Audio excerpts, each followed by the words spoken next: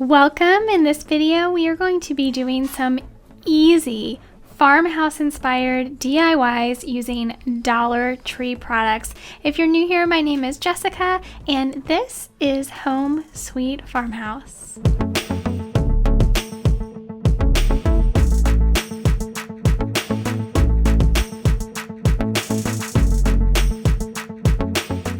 Alright, so for our first project, I picked up this wreath form at Dollar Tree. I thought it was so cute. It's in a heart shaped, and it actually has 3 different layers of hearts, and I immediately knew what I wanted to do when I saw this wreath form. It's also black, which I really like. A lot of the wreath forms at Dollar Tree are green, but this one is black. So I decided to take some raffia that I had on hand, though I also got it at Dollar Tree, and just started wrapping it around the wreath form.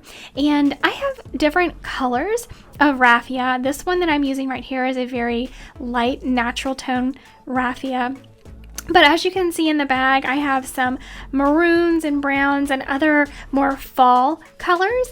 And I at first thought that I was going to do multicolors on this wreath form. But as I started getting through the project, I realized that I really liked it with just the natural color. So this is completely a personal preference, and you can decide what colors you want to use if you want to vary the colors. I thought I was going to do all 3 layers of heart. But once I got through it, what I realized was that I did the first layer and then the inner layer. So the middle heart is actually, you'll see it here in a minute, I actually left it black, which I didn't think that I was going to do that at first, but once I got it all put together, I really liked it this way. Again, all of this is a personal preference, and I even thought about taking the raffia and wrapping it through all 3 to where all 3 of the hearts together to where it looked like one large thick heart. I don't know if that makes sense, but I just decided that I kind of liked the simplicity and kind of the minimal look of keeping it just on these single lines.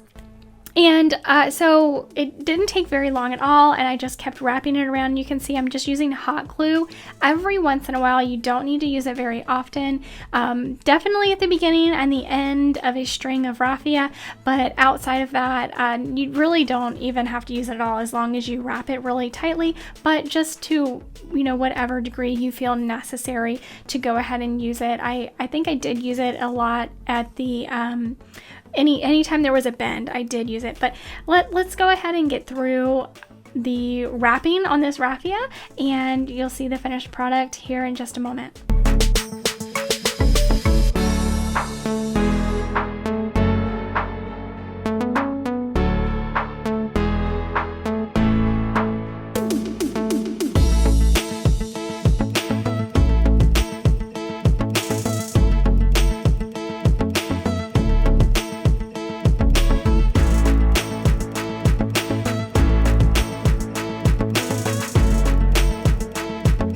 So here on our next project, I just took a Dollar Tree sign, and this is just one of their regular rectangular signs, and I went ahead and I sanded off as much of the glitter as I could, and I took this string off of the top. So now I'm just taking some wood putty, and I'm trying, as you can see here, to not get it under my fingernail, but I wound up having to just go ahead and dig it out with my fingernail. And I'm taking some wood putty and filling in those 2 holes where the string was, because I want to turn this into a stand-up sign. So I don't want to have those holes in there. I'm not putting the string back in it. So I just went ahead and filled those in, and then I'm going to let it set aside and dry. And once it is dry, I'm going to go ahead and sand that back down. I'm trying to smooth it out as much as possible, but ultimately I do have to sand it back down a little bit. And once it is dry, we're going to go ahead and start painting it. So to paint it, I just used my Waverly White chalk paint, which I absolutely love chalk paint. It goes on really easy, it dries really quickly, And you can see there I'm just using a Dollar Tree canvas to kind of prop it up away from the paper that I have down on my table. But I wound up doing 2 coats of the white chalk paint Waverly's white chalk paint. And of course you can use any color that you prefer. I just really like how the white gives a wonderful background for anything that you're working on. You can distress it, which I am actually going to do a little bit with some black paint, but you'll see that later on. And I did go ahead and paint the sides white as well, because you could see the gray from the like cardboard that the sign is actually made out of. It's like a MDF cardboard type sign. They're typical signs that you can find at Dollar Tree pretty much every season. So I go ahead and put 2 coats of paint on this, and then I'm going to set that aside and let it dry.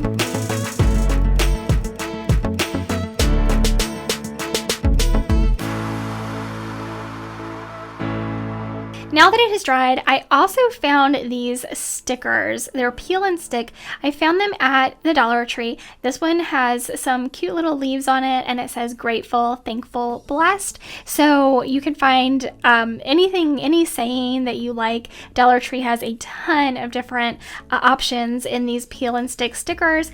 And so I'm just cutting them out so that I can lay them down on my board and kind of figure out where I want them to go before I actually place them down. I do recommend doing that no matter what you choose to put down, to kind of place it out before you actually do unpeel it and stick it down. So I kind of play with it for a couple of minutes, figure out where I want it, how I want the leaves to go, and then I'll go ahead and once I figure out where I want them to go, I'll take the backing off and stick them down.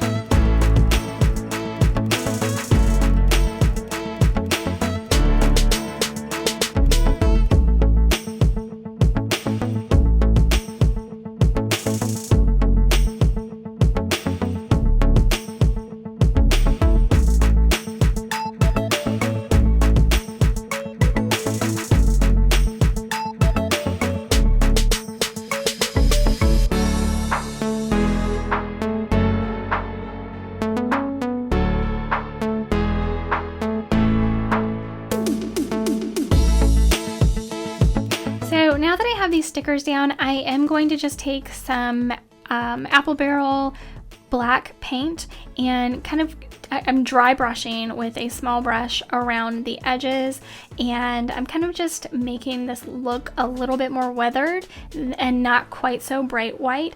And you'll see here I kind of got a little bit more than I wanted in a couple of areas, but then I just go back through and kind of make it look a little bit aged, not quite so bright until, and this is again a personal preference. So this next DIY is super simple. I played around with it a little bit. I just found these 2 picks at the Dollar Tree, and let me tell you, I had a hard time finding picks that I liked. I went to Walmart first, and their 97-cent picks were like all sold out. So I went to Dollar Tree looking at their picks, and I had such a rough time finding anything that looked, I thought, decent. So I just took some lace ribbon that I found at Dollar Tree, and I'm going to tape it around this glass jar that I also found at Dollar Tree. And the reason that I picked this glass jar is because it has that little metal handle on it that I really like. And then I thought maybe I would use a little bit more of the lace to kind of soften it a little bit, but I just didn't really like that. So I left it with just the one piece of lace around the top, which I do think softens it just enough. Again, it's a personal preference. And then what I'm going to do is take my wire cutters, and I'm actually going to take these picks apart. And this is kind of a tip to make them look a lot fuller, make it look like a lot more. When I just had the 2 picks laying out on the table, it was like, this is not going to look good. This is going to look really sparse, and I was like, oh my goodness, what am I gonna do? So I took them apart completely with the wire cutters, and now I'm just going to figure which ones I want leaves on, which ones I don't want leaves on, because I think you can get too many leaves, and it kind of really makes it look a little too cluttered, and I really didn't like that. So I am picking off the leaves on some of these, leaving them on with some of them, and just kind of arranging them to my liking, which of course you would do with yours. And again, I think just cutting them off of the bottom stem is really going to make a huge difference and make a single pick go a lot further for you. So I know that was really simple and easy, so let's move on to the next DIY. So moving on to the next DIY, I found this plastic cutting board in the little like summer barbecue section at the Dollar Tree, and even though it is bright red, and I do not like bright red in my home, I immediately knew that I could change this up. So what I'm doing here, I actually learned this from watching some other DIY YouTubers, is that if you try to paint directly on plastic, a lot of times it will chip off. So what I'm doing is just taking Mod Podge and coating the plastic cutting board with Mod Podge. And so I'm going to do one side and let it dry. And then you'll see here in just a minute, I'm going to turn it over to the other side, and I'm going to Mod Podge the other side and let it dry, because this is a really bright red, so I am going to go ahead and paint both sides. So I want to Mod Podge both sides, and honestly, I didn't even try to paint this before Mod Podging it. I just had a feeling that Mod Podging it, or that the paint would chip off, so I went ahead and Mod Podged it before doing anything else. Okay, so once the Mod Podge dries on both sides, I kind of went a little too fast and didn't really let it completely dry on one side before I turned it over, so you can see me here kind of trying to fix that a little bit where the Mod Podge kind of broke up where it touched the plate that I had it on. But no worries, the paint did not chip off, so you can kind of play around with that. But once I have both sides Mod Podged and dried, what I'm doing is taking my truffle colored Waverly chalk paint, and again, this is a personal preference. You can use whatever color you like. I was hoping to kind of make this look like a wooden cutting board. I don't know that it turned out quite the way I wanted it to, but you kind of get the idea. You can make it maybe a lighter color if you really want to make it look like a wooden cutting board. And you'll see later in the video, I do kind of add in some other lighter brown tones to kind of make it look a little weathered and worn, but I definitely think that I probably would use a lighter brown next time and try to make it look a little more natural. But it still turned out pretty nice. So again, it's all a personal preference. And so now I'm just going to take my truffle color paint again, and I'm going to paint both sides, letting it dry in between. It did take 2 coats on each side to get, even though it's a chalk paint and it's a really nice thick paint, it did take 2 coats to really cover up that bright red plastic underneath. So I painted one side and let it dry. I painted it again, and then once that dried a second time, then I turned it over and painted the other side the same color.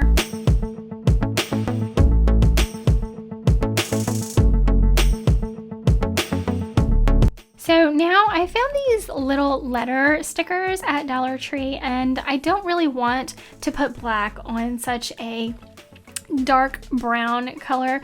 While the board is drying, what I'm doing is taking a light beige color paint and coloring over a couple of the stickers that I'm going to use. So for me, I'm going to put Home Sweet Home on this sign. Of course, you can put whatever saying that you prefer.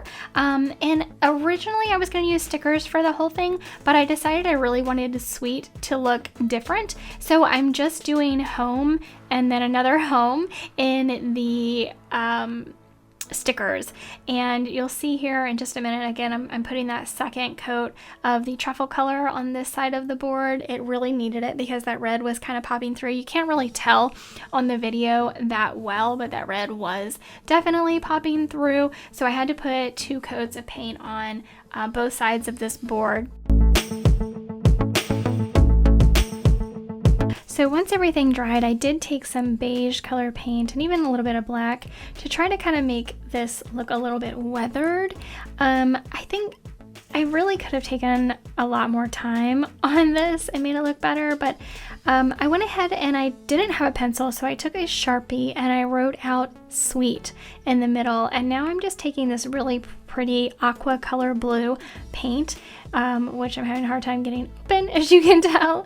And I'm just going to paint over where I wrote out the word sweet in the middle. Again, I really wanted it to stand out and be much bigger and a different font. More important than anything else, I really wanted it to be a different font so that it stood out from the stickers that I'm going to be using that say home. So I'm just taking this blue paint over where I wrote out in cursive the word sweet with a Sharpie marker. And now I'm going to, now that the stickers have dried, it did take a little finagling, I will admit, but I think it turned out really cute. So now I'm just taking my stickers that I painted, and I am affixing them above and below where I painted on the word sweet. Again, if you're not comfortable, if you don't love your handwriting, if you're just not comfortable freehanding something, of course you can find stickers with different fonts, and I would recommend that you do that if you really just don't want to try it out. But again, this was $1, so it's like, you know, how much can you really mess it up? And then once I get the stickers on, the 2 sets of stickers saying home above and below the word sweet, I do just take that beige paint and kind of touch them up a little bit, because like I said, I did have to kind of do some finagling with getting the stickers off of the sheet once I had painted over them, because I didn't get the paint like exactly on the sticker part. It kind of went over on some of them. And so now I just set that aside and let everything dry. And once it has dried, just because I feel like the stickers may come up kind of easily, I go ahead and take more Mod Podge and I go over the whole front. I don't think you need to go over the whole thing, but like front and back, but I did just go ahead and go over the whole front because I really wanted to make sure that those stickers stayed down. And again, I just took my Mod Podge and went over it to do that. So it really turned out, I think, kind of cute. So after you put the Mod Podge on, do let it set and dry, and then you wind up with a really cute finished product. And here you see the finished product. You can't even tell all that Mod Podge I put on it. It is really cute. Again, you could even do something different on the back if you wanted. So you could flip it over if you wanted something like wintry on one side and spring or summer on the other. I think that would be really cute. It would also look really nice on a wreath if you decided to do like a kitchen themed wreath. Even added into your wall decor in your kitchen. I think it would be really cute, or just on the counter with other decorations. I really think it's a cute kitchen project. And here again are the finished products. I really hope you enjoyed these really super simple, easy Dollar Tree farmhouse inspired DIY ideas. Some of them were easier than others, of course, but if you really did like these, please give this video a thumbs up or a thumbs down if you didn't, and comment below, let me know which one your favorite one is. I think the sign is my favorite. Don't forget to hit that subscribe button, and thank you all so much for being here with me. I will see you in our next video.